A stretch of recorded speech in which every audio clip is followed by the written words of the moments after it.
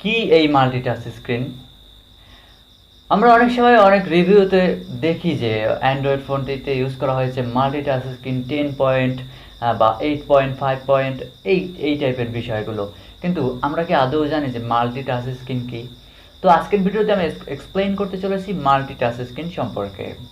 আপনার যদি multi-touch screen সম্পর্কে একটু ধারণা না থাকে, তাহলে আজকের এই ভিডিওটি দেখার পরে আশা করি মাল্টিটাচ স্ক্রিনের উপর ভালো একটা দখলদারিত্ব এসে পড়বে আপনার।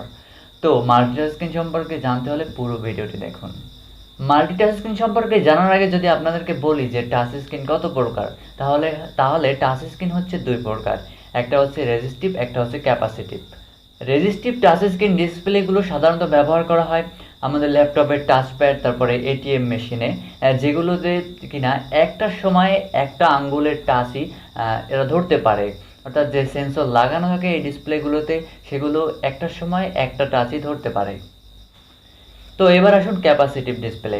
ক্যাপাসিটিভ ডিসপ্লে 2008 সালে অ্যাপেল যখন তাদের প্রথম আইফোন লঞ্চ করেছিল, তখন তাদের এই আইফোনে ক্যাপাসিটিভ ডিসপ্লে নিয়ে এসেছিল, যেটি কিনা মাল্টি টাচ স্ক্রিন।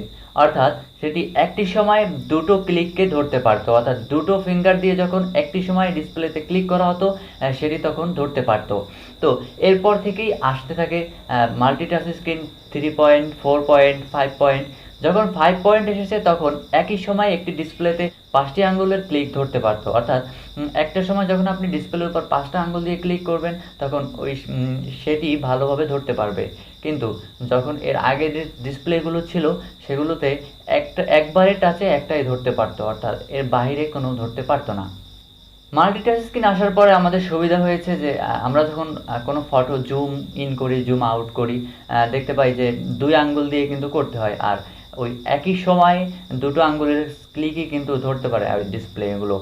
তো বর্তমান সময়ে যে ফোনগুলো লঞ্চ হচ্ছে, অ্যান্ড্রয়েড ভার্সন 8 বা 10, সেগুলোতে কিন্তু প্রায় মাল্টিটাচ স্ক্রিন 10 পয়েন্ট দেওয়া। অর্থাৎ তারা একই সময়ে 10টি আঙুলের ক্লিক ধরতে পারে ওই ডিসপ্লেগুলো। তো এইগুলো সাধারণত সুবিধা হয় গেমারদের ক্ষেত্রে। গেমাররা সাপোজ পাবজি, ফ্রি ফায়ার যারা খেলেন, তাদের চার চার আঙ্গুল দিয়ে এটা হ্যান্ডেল করতে হয়। তো এখানে একই সময় এটা 4 আঙ্গুল দিয়ে করলে এটা ধরতে পারে। তো বুঝতেই পারছেন যে মাল্টি টাচ স্ক্রিনটা আসলে কী। তো আশা করি আজকের ভিডিওর পর আপনারা ভালোভাবে বুঝে গিয়েছেন যে মাল্টি টাচ স্ক্রিন কী এবং এটি কীভাবে কাজ করে। তো এই ছিল আজকের ভিডিও। দেখা পরবর্তী কোনো ভিডিও। ততক্ষণ ভালো থাকবেন, সুস্থ থাকবেন। ধন্যবাদ।